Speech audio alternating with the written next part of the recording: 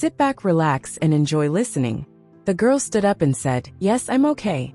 RK noticed blood running down her hand and immediately said, "You're hurt. You need a doctor." She shook her head, brushing it off. "It's just a little cut, nothing much to worry about."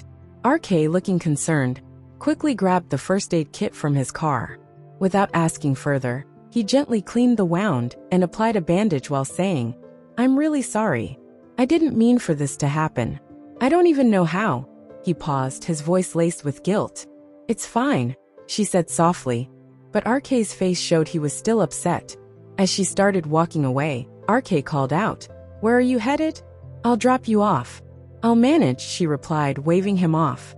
RK, now insistent, said, "No, it's late and it's not safe. Please get in the car." This time, she hesitated but eventually got in. The car ride started in silence, RK gripping the steering wheel tightly. "I'm sorry," he said again, his voice breaking. "I didn't see you because I was lost in." He stopped, his thoughts drifting elsewhere. "But I didn't mean for any of this to happen." The girl noticed his change in expression and asked, "Is everything okay? What happened?" RK shook his head. "Nothing. It's just that some person."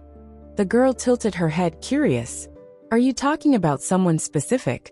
RK sighed. "I'm talking about my..." He hesitated, unsure of how to describe SV's connection to him. Instead he muttered, "Just leave it. Why are you out so late? Is everything alright? Is someone bothering you?"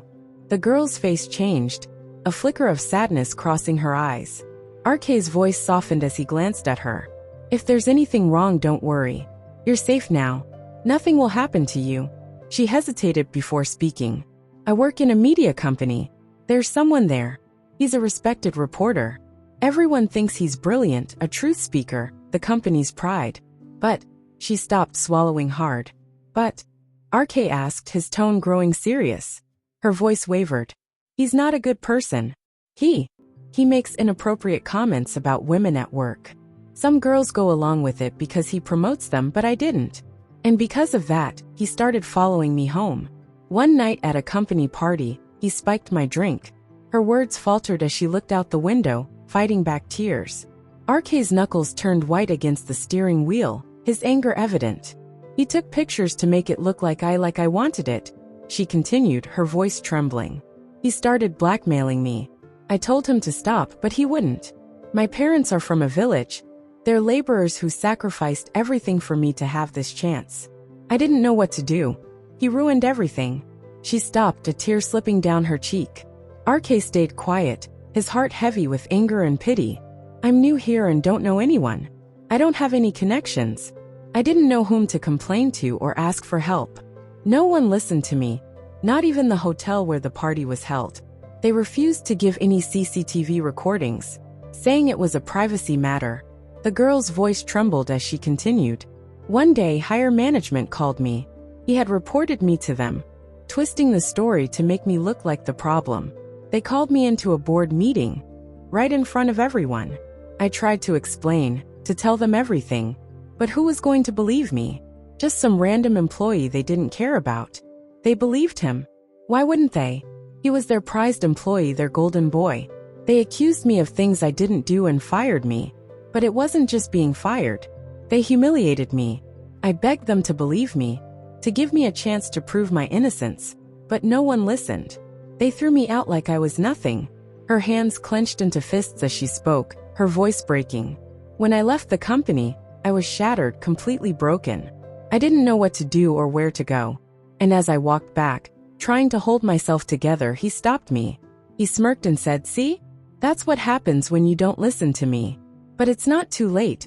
I can fix everything if you just agree.'"